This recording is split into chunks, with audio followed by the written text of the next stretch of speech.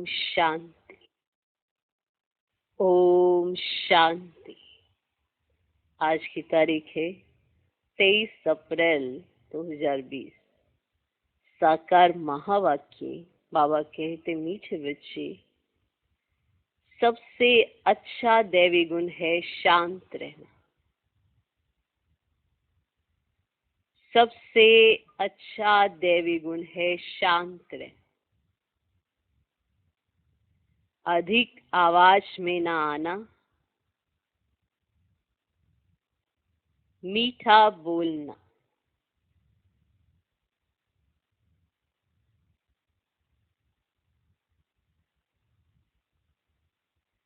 तुम बच्चे अभी टॉकीज से मूवी से साइलेंस में जाते हो,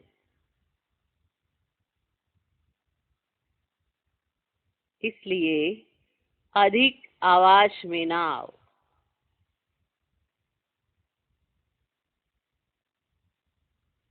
बाबा कहते, मीठे बच्चे, सबसे अच्छा दैवी गुण है शांत रहना। अंदर बाहर से शांत रहना। हम मुख का मौन तो रख लेते हैं, मुख की शांति रख लेते हैं, पर अंदर के संकल्पों में शांत रहना।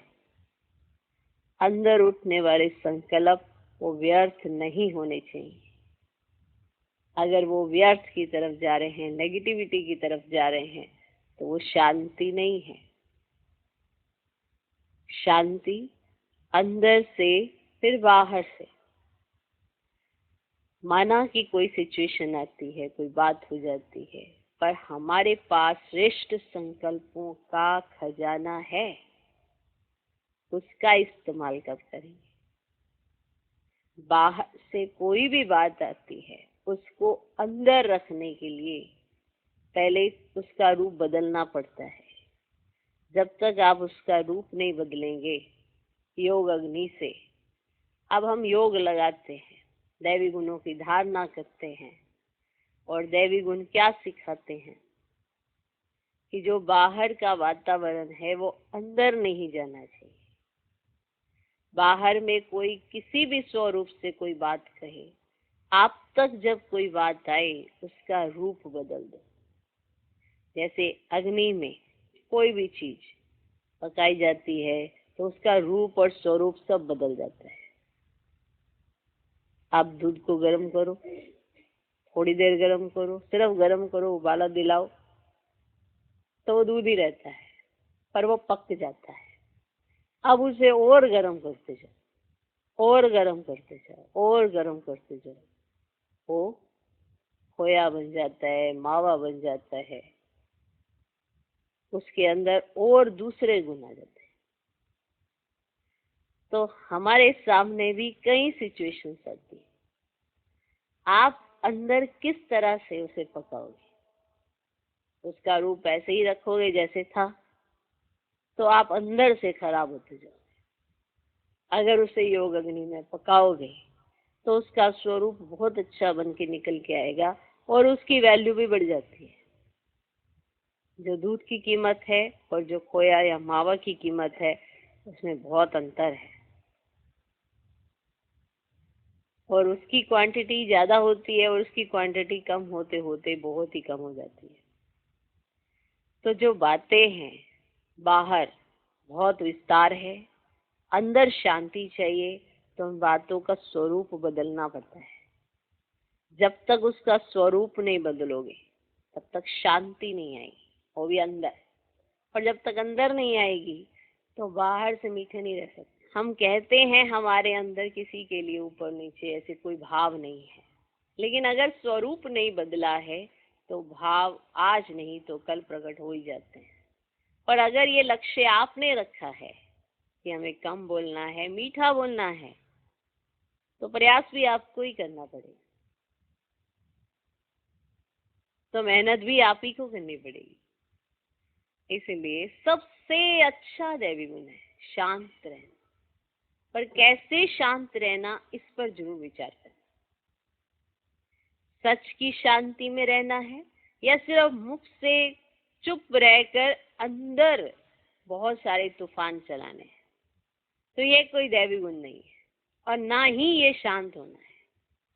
ये टेम्परेरी आप 1 दिन के लिए या 2 दिन के लिए कर पाओगे, तीसरे या चौथे दिन आपका मनोबल कमजोर पड़ेगा, आपकी सहन शक्ति कमजोर पड़ जाएगी और आप थोड़े ही दिनों के अंदर उसी बात को लेकर जरूर कुछ ना कुछ करें, जब तक आपने स्वरूप नहीं बदला है। तो शांत रहना है, अधिक आवाज में ना आना। चेक करो कि कहीं अधिक आवाज में आ तो नहीं रहे हैं। कई बार पता नहीं चलता है। अब अधिक आवाज मुख की भी और मन की भी, दोनों आवाजों पर कंट्रोल करना है ना। तो अगर मन में संकल्पों का तूफान है तो आवाज में है, और मुख वाचा का इस्तेमाल कर रहा है तो भी आवाज में है। पर हमें जाना तो इससे पार है, जहां पर आवाज ही नहीं है। अभी हम टॉकी में हैं, फिर हम मूवी जाएंगे, माना सूक्ष्म वतन, फिर सूक्ष्म वतन से हम मूल वतन। वो मूल वतन जहां पर साइलेंस ही साइलेंस है। तो टॉकी से मूवी एंड मूवी से साइलेंस, ये प्रोसेस है। तो अगर हम टॉकी से मूवी माना शांत मन बुद्धि से शांत नहीं हुए तो मूवी भी कैसे में जाएंगे, सूक्ष्म वतन में भी कैसे पहुंचेंगे।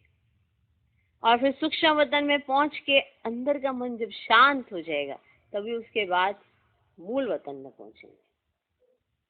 इसलिए टॉकी से मूवी माना अंदर शांत, मन शांत, फिर उसके बाद मूल वतन। टॉकी से मूवी, मूवी से साइलेंस में जाते हो, इसलिए अधिक आवाज में ना आओ, ना मन की ना मुख की। आज का प्रश्न, किस मुख्य धारणा के आधार से, किस मुख्य धारणा के आधार से सर्वदैवी गुण स्वतः आते जाएंगे? ना कौन सी एक ऐसी धारणा करें जिससे सारे दैवी गुण आ जाए? कौन सी ऐसी धारणा करें जिससे सारे दैवी गुण आ जाए? अब हम कहते हैं कि हाँ, हमने दैवी गुणों पर मेहनत करनी है, हमारे में दैवी गुण होने चाहिए। आज आप नम्रता पे, आज फिर हर्षित मुक्ता पे, आज सहनशीलता पे, आज मधुरता पे, ऐसे प्रैक्टिस करते रहेंगे। 8 गुण दिखाए हैं गुलदस्ते के अंदर, तो 8 दिन आप एक एक पे करेंगे प्रैक्टिस, तो कोई ना कोई छूट जाएगा। जैसे आज मधुरता का रखा, कल नम्रता का रखा, परसों धैर्यता का रखा, तो धीरे धीरे क्या होता है, आगे दौड़ पीछे छोड़। अब ये ऐसा ना हो तो ऐसी कौन सी धारणा है, अगर वो पक्की कर ली जाए तो सर्वदैवी गुण स्वतः आते जाएंगे? उत्तर है, मुख्य है पवित्रता की धारणा। देवताएं पवित्र हैं, इसलिए उनमें दैवी गुण है। वो पवित्र हैं, जिनका सोचना पवित्र, जिनका बोलना पवित्र, जिनका करना पवित्र, जिनका तन पवित्र, जिनका मन पवित्र, संबंध संपर्क में आते सब पवित्र, किसी का प्रभाव नहीं पड़ता, पवित्र। स्वच्छता, पवित्रता, स्वच्छता पवित्रता की निशानी होती है। ये पवित्र है माना स्वच्छ है, जब स्वच्छ है तो पवित्र है। बुद्धि में कचरा, व्यर्थ संकल्पों का माना पवित्रता नहीं। आंखें अपवित्रता देखें माना पवित्रता नहीं। दृष्टि वृत्ति, चाहते हैं हम पवित्र रहे, पर दृष्टि अपवित्र देखे माना पवित्रता नहीं। इसीलिए दैवी गुणों की धारणा कच्ची हो जाती है। मुख्य है पवित्रता की धारणा। ये है धारणा, मना मनसा वाचा कर्मणा पवित्र बनना है, तन मन को पवित्र बनाना है। जब ये धारणा हम कहते हैं तो इस धारणा का अर्थ क्या है? माना हमने जीवन में धारी, जिसको धारण कर लिया, अब ये छूट नहीं सकती। अब ये धारणा छूटेगी नहीं, क्योंकि ये हमारे जीवन में आ गई। खान पान की धारणा, शुद्धता की धारणा, दैवी गुणों की धारणा। अब ये धारणाओं का एक ही बेस, पवित्रता, तन की पवित्रता, और दूसरा है मन की पवित्रता। तो जिसका तन पवित्र, जिसका मन पवित्र, उसके अंदर दैवी गुण। आपने तन की पवित्रता पे तो विचार किया है, मन की पवित्रता जिसके अंदर व्यर्थ ना हो, जिसमें सबके प्रति शुभ भावना, शुभकामना हो, नेगेटिविटी ना हो, तूफान ना हो, मन पवित्र।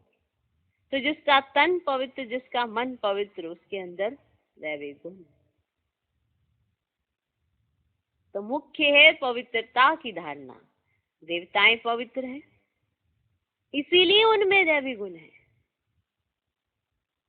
ये उत्तर है। देवताएं पवित्र हैं, इसीलिए उनमें दैवी गुण है। इस दुनिया में कोई में भी दैवी गुण नहीं हो सकते। रावण राज्य में दैवी गुण कहां से आए? रावण राज्य में कोई ये सोचे कि मैं तो शुरू से ही बहुत अच्छा हूं, मेरे अंदर ना बहुत अच्छे अच्छे संस्कार, अगर इस धारणा के साथ चलेंगे तो सीख नहीं पाएंगे, क्योंकि आप पहले ही अपने आप को अच्छा समझ के बैठे। हम कलयुग से संगम पर आए हैं, पर अंदर ये बात स्वीकार होनी चाहिए कि हम कलयुग में पतित और संगम पर पावन बन रहे हैं। पवित्रता अडॉप्ट की है। कंप्लीट पवित्रता आने के लिए हम अपनी दिनचर्या जरूर चेक करें। क्या सोच पवित्र, क्या तन पवित्र, या आलस्य और अलबेलेपन के कारण शुद्धता ही नहीं? जरूर चेक करें। रावण राज्य में दैवी गुण कहां से आए? तुम रॉयल बच्चे अभी दैवी गुण धारण कर रहे हो। तुम रॉयल बच्चे अभी दैवी गुण धारण कर रहे हो। देखो कितने दिन हो गए हैं बाबा दैवी गुणों पर ही समझा रहे हैं, क्योंकि सब लॉकडाउन में अंदर हैं और सबके दैवी गुण, आसुरी गुण निकल निकल के बाहर आ रहे हैं। जो जितना गुणों में है वो उतना व्यवहार में सरल और शीतल होगा। रावण राज्य में समझो कि किसी के अंदर दैवी गुण नहीं है, पर हम बाप की गोद में, तो हम रॉयल बच्चों को दैवी गुण धारण करने हैं। तो कैसे करोगे? व्यवहार को अच्छा बनाओ। ओके, तो रावण राज्य में दैवी गुण कहां से आए? तुम रॉयल बच्चे अभी दैवी गुण धारण कर रहे हो। आज का गीत है, भोलेनाथ से निराला और कोई नहीं। ओम शांति। अभी बच्चे समझते हैं कि बिगड़ी को बनाने वाला एक ही है। भक्ति मार्ग में अनेकों के पास जाते हैं, कितनी तीर्थ यात्राएं आदि करते हैं। बिगड़ी को बनाने वाला, पतितों को पावन बनाने वाला तो एक ही है। सदगति दाता, गाइड, लिबरेटर भी वह एक है। अब गायन है, परंतु अनेक मनुष्य, अनेक धर्म, मठ, पंथ, शास्त्र होने के कारण अनेक रास्ते ढूंढते रहते हैं। सुख और शांति के लिए सत्संगों में जाते हैं ना। जो नहीं जाते वे मायावी मस्ती में ही मस्त रहते हैं। जो नहीं जाते वे मायावी मस्ती में ही मस्त रहते हैं। ये भी तुम बच्चे जानते हो कि अभी कलयुग का अंत है। मनुष्य ये नहीं जानते कि सतयुग कब होता है, अभी क्या है। ये तो कोई बच्चा भी समझ सकता है। नई दुनिया में सुख, पुरानी दुनिया में जरूर दुख होता है। इस पुरानी दुनिया में अनेक मनुष्य हैं, अनेक धर्म है। तुम कोई को भी समझा सकते हो। यह है कलयुग, सतयुग पास्ट हो गया है। वहां एक ही आदि सनातन देवी देवता धर्म था और कोई धर्म ही नहीं था। बाबा ने बहुत बार समझाया है, फिर भी समझाते हैं। जो आए उनको नई दुनिया और पुरानी दुनिया का फर्क दिखाना चाहिए। भले वे क्या भी कहे, कोई 10,000 वर्ष आयु कहते हैं, कोई 30,000 वर्ष आयु कहते हैं, अनेक मतें हैं ना। अब उन्हों के पास तो है ही शास्त्रों की मत। अनेक शास्त्र, अनेक मत, मनुष्यों की मत है ना। शास्त्र भी लिखते तो मनुष्य है ना। देवताएं कोई शास्त्र नहीं लिखते, अब सतयुग में देवी देवता धर्म होता है, उन्हों को मनुष्य भी नहीं कहा जा सकता। तो जब कोई मित्र संबंधी आदि मिलते हैं तो उनको बैठ ये सुनाना चाहिए।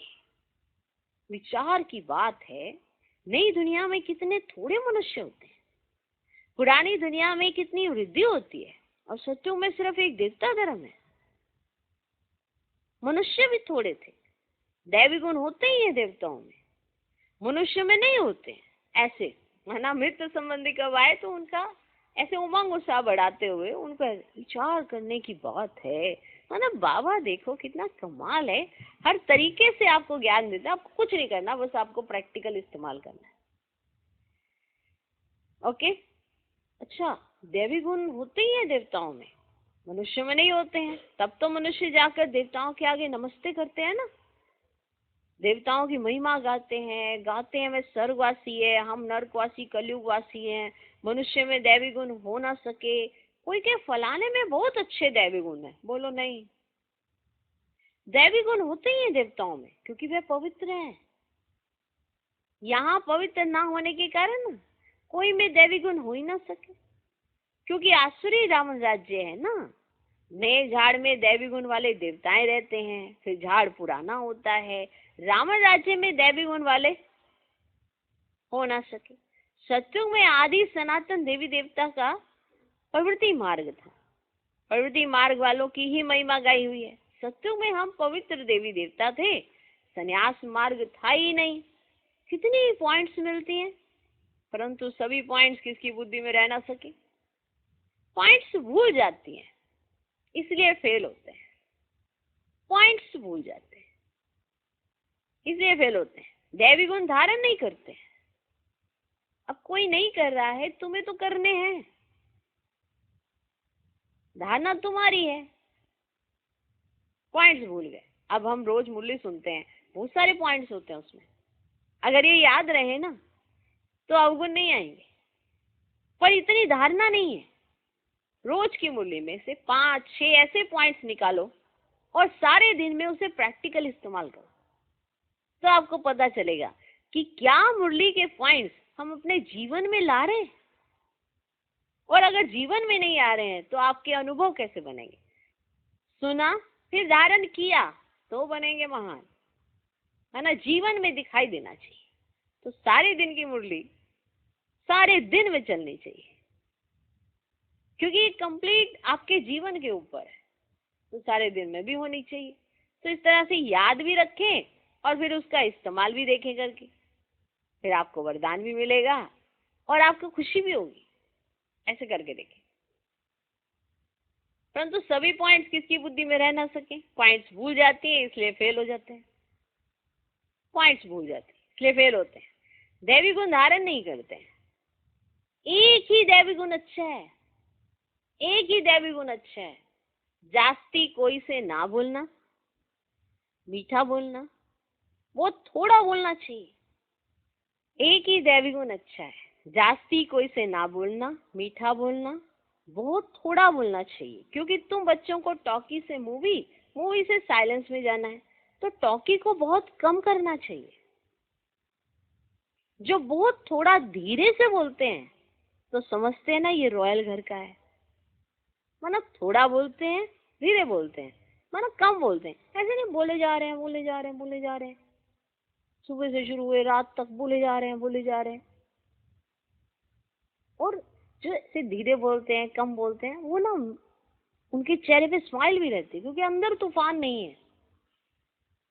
ये नहीं कि अंदर तूफान हो रहे मुंह पे टेप लगाई हुई है, पता चल जाता है। कहीं ऐसे चुप चुप चुप चुप ऐसे रहते हैं, चुप, और अंदर इतना तूफान चलता है। वो पास से क्रॉस भी हो जाएंगे ना, ऐसे लगेगा कि जैसे कोई आंधी तूफान चल के गया।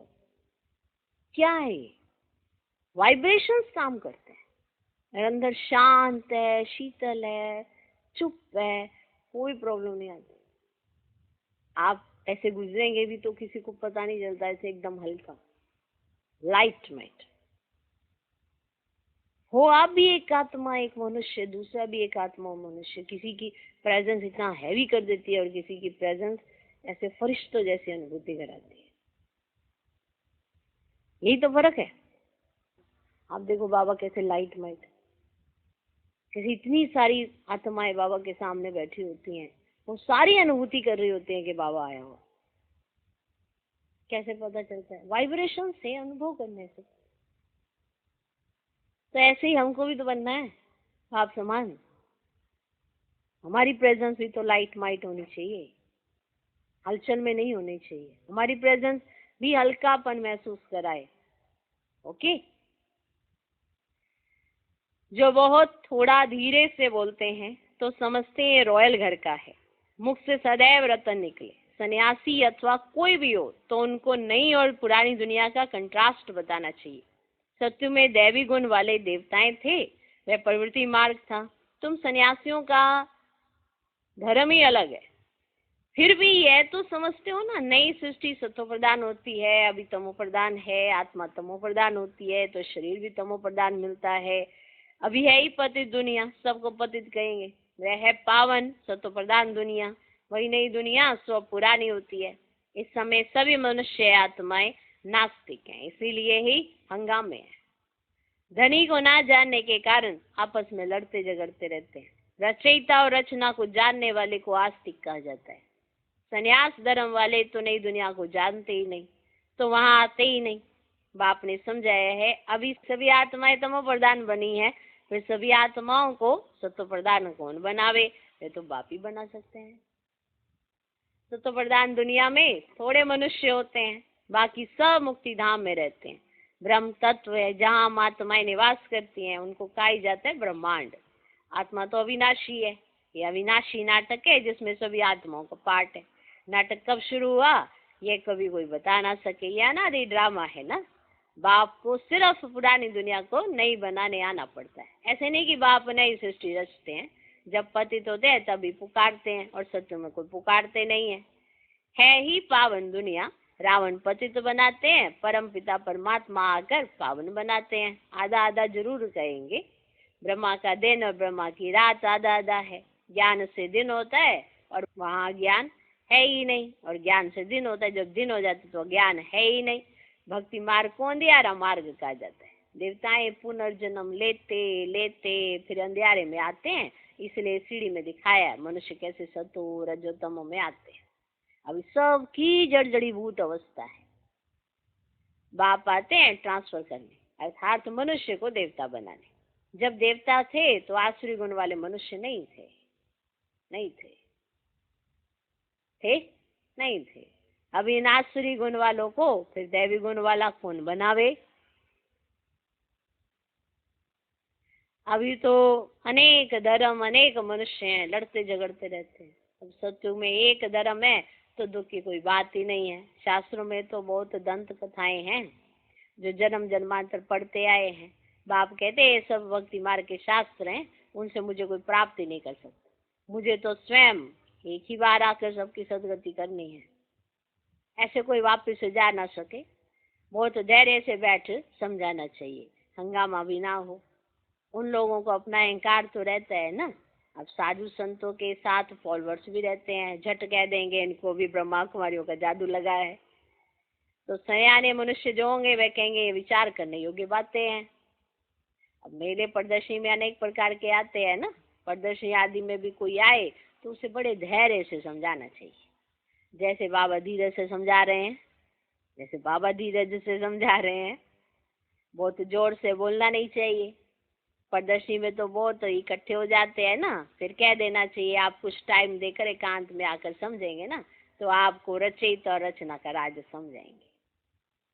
अब रचना के आदि मध्य अंत का ज्ञान रचयिता बाप ही समझाते हैं, बाकी तो सब नीति नीति ही करके जाते हैं, कोई भी मनुष्य जा ना सके। ज्ञान से सदगति हो जाती, फिर ज्ञान की दरकार ही नहीं होती। ये नॉलेज सिवाय बाप के कोई समझा ना सके। अब समझाने वाला कोई बुजुर्ग होगा तो समझेंगे ये भी अनुभवी है, जरूर सत्संग आदि किया होगा। कोई बच्चे समझाएंगे तो कहेंगे ये क्या जाने। तो ऐसे ऐसे को बुजुर्ग का असर पड़ जाता है। तो बुजुर्ग समझा तो उसका असर पड़ सकता है। बाप एक ही बार आकर ये नॉलेज समझाते हैं, तमो प्रधान से सत्व प्रधान बनाते हैं। माताएं बैठ उनको समझाएंगी वो तो खुश होंगे। बोलो ज्ञान सागर बाप ने ज्ञान का कलश हम माताओं को दिया है, जो हम फिर औरों को देते हैं। वो तो नम्रता से बोलते रहना है। शिव ज्ञान का सागर है जो हमको ज्ञान सुनाते हैं। अब देखो, ये अब कोई माता सुनाएगी और बताएगी कि देखो ज्ञान सागर बाप ने हमारे सिर पर ज्ञान का कलश रखा है। अब कहते भी है ना, मैं तो माताओं द्वारा मुक्ति जीवन मुक्ति के गेट्स खोलता हूँ और कोई खोल ना सके। हम अभी परमात्मा द्वारा पढ़ रहे हैं, हमको कोई मनुष्य नहीं पढ़ाते हैं। ज्ञान का सागर एक ही परम पिता परमात्मा है। तुम सब भक्ति के सागर हो, भक्ति की अथॉरिटी हो, ना कि ज्ञान की। ऐसे माना माताएं भी समझाएंगी ना तो कितना अच्छा लगेगा। तो ज्ञान की अथॉरिटी एक मैं ही हूँ, महिमा भी एक की करते हैं, वही ऊंचते ऊंच है, हम उनको ही मानते हैं। वे हमको ब्रह्मा तन में आकर पढ़ाते हैं, इसलिए ब्रह्मा कुमार कुमारियां गाय में ऐसे वो तो मीठे रूप में बैठ समझाओ। बल्कि इतना भी पढ़ा हुआ हो, ढेर प्रश्न करते हैं। पहले पहले तो बाप पर ही निश्चय कराना है।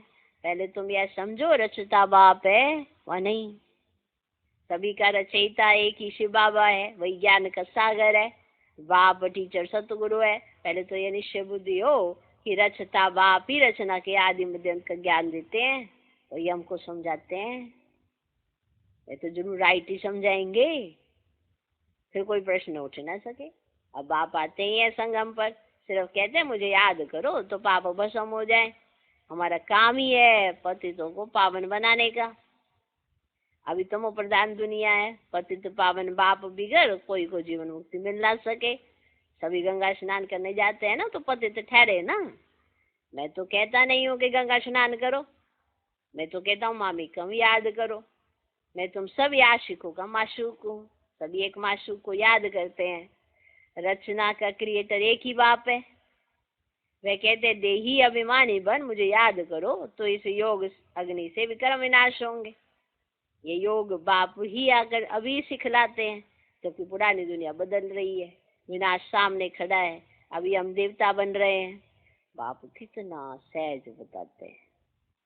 बाप के सामने बस सुनते हैं, परंतु एक रस हो नहीं सुनते। बस सुन रहे हैं बाप के सामने, परंतु एक रस हो नहीं सुनते।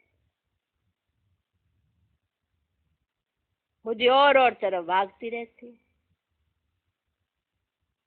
भक्ति में भी ऐसे होता है, सारा दिन तो वेस्ट जाता है, बाकी जो टाइम मुकर्रर करते हैं उसमें भी बुद्धि कहाँ कहाँ चली जाती है। अब सारा दिन तो वेस्ट जाता ही है, अब ये जो थोड़ा सा टाइम आपका मुकर्रर किया गया है उसमें भी बुद्धि कहाँ कहाँ जाती है। सबका ऐसा हाल होता होगा। माया है ना, माया है ना। कोई कोई बच्चे बाप के सामने बैठे ध्यान में चले जाते हैं, ये भी टाइम वेस्ट हुआ ना, कमाई तो नहीं हुई। बाप तो कहते याद में रहो जिससे विक्रम विनाश हो। ध्यान में जाने से बुद्धि में बाप की याद नहीं रहती है। इन सब बातों में बहुत घोटाला है। तुमको तो आंखें बंद भी नहीं करनी है, तुमको तो आंखें बंद भी नहीं करनी है, याद में बैठना है ना। आंखें खोलने से डरना नहीं चाहिए। आंखें खुली हो, बुद्धि में माशूक की याद हो, आंखें बंद करके बैठना ये कायदा नहीं। बाप कहते याद में बैठो, ऐसे थोड़े ही कहते आंखें बंद करो। आंखें बंद करके बैठना ये कायदा ही नहीं है। तो बाबा कहते हैं याद में बैठो, ऐसे थोड़े कहते आंखें बंद करो। आंख बंद कर कांध ऐसे नीचे कर बैठेंगे तो बाबा कैसे देखेंगे। आंख बंद कर और कांध ऐसे नीचे करके बैठेंगे तो बाबा कैसे देखेंगे। आंखें कभी बंद नहीं करनी चाहिए। आंखें बंद हो जाती है तो कुछ दाल में काला होगा।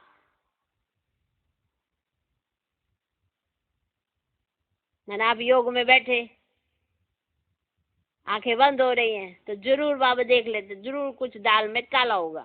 और कोई को याद करते होंगे, और कोई को याद करते होंगे।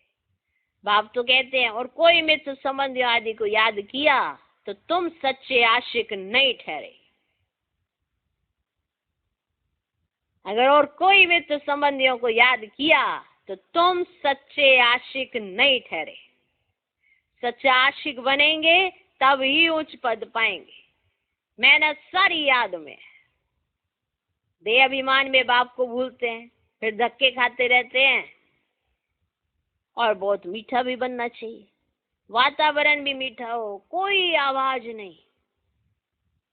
कोई भी आए तो देखे बात कितनी मीठी करते हैं, वो साइलेंस होनी चाहिए।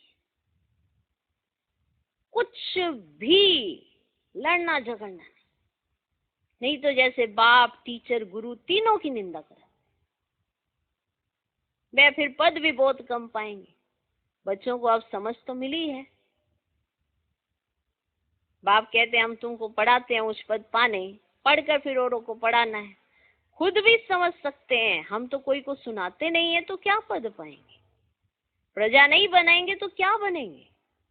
योग नहीं, ज्ञान नहीं, तो फिर जरूर पड़े हुए की आगे भरी ढोनी पड़ेगी। अगर योग नहीं, ज्ञान नहीं, तो जरूर पढ़े लिखे के आगे आपको भरी ढोनी पड़ेगी। अपने को देखना चाहिए, इस समय नापास हुए, कम पद पाया तो कल्प कल्पांतर कम पद हो जाएगा।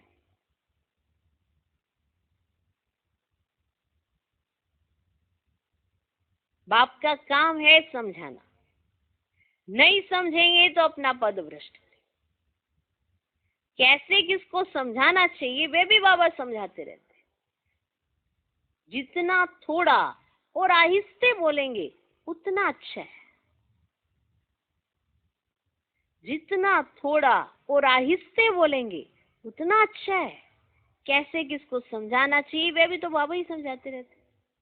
बाबा सर्विस करने वालों की महिमा भी करते हैं ना, बहुत अच्छी सर्विस करते हैं तो बाबा के दिल पर चढ़ते हैं। सर्विस से ही तो दिल पर चढ़ेंगे ना। याद की यात्रा भी जरूर चाहिए, तब ही सत्व प्रधान बनेंगे। सजा जास्ती खाएंगे तो पद कम हो जाएगा। पाप भस्म नहीं होते हैं तो सजा बहुत खानी पड़ती है, पद भी कम हो जाता है, उसको घाटा कहा जाता है। ये भी व्यापार है ना, घाटे में नहीं जाना चाहिए। दैवी गुण धारण करो, ऊंच बनना चाहिए। बाबा उन्नति के लिए किस्म किस्म की बातें सुनाते हैं। अब जो करेंगे सो पाएंगे। तुमको परिस्था नहीं बनना है, गुण भी ऐसे धारण करने हैं। अच्छा, मीठे मीठे सिकिलदे बच्चों प्रति माता पिता बाप दादा का याद प्यार और गुड मॉर्निंग। रूहानी बाप की रूहानी बच्चों को नमस्ते। हम रूहानी बच्चों की भी रूहानी बाप को नमस्ते नमस्ते नमस्ते।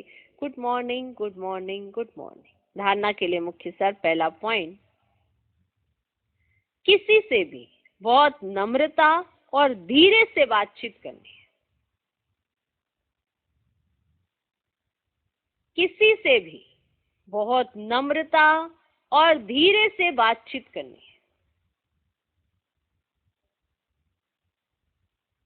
बोलचाल बहुत मीठा हो, साइलेंस का वातावरण हो, कोई भी आवाज ना हो, तब सर्विस की सफलता हो। दूसरा पॉइंट, सच्चा सच्चा आशिक बन, एक माशूक को याद करना है। याद में कभी आंखें बंद कर, कांध नीचे करके नहीं बैठना। याद में कभी आंखें बंद कर, कांध नीचे करके नहीं बैठना। देही अभिमानी होकर रहना है, देही अभिमानी होकर रहना है। आज का वरदान, विशाल बुद्धि द्वारा संगठन की शक्ति को बढ़ाने वाले सफलता स्वरूप भव। विशाल बुद्धि द्वारा संगठन की शक्ति को बढ़ाने वाले सफलता स्वरूप भव। संगठन की शक्ति को बढ़ाना ये ब्राह्मण जीवन का पहला श्रेष्ठ कार्य है। संगठन की शक्ति को बढ़ाना ये ब्राह्मण जीवन का पहला श्रेष्ठ कार्य है। इसके लिए जब कोई भी बात मेजॉरिटी वेरीफाई करते हैं, तो जहां मेजॉरिटी वहां मैं,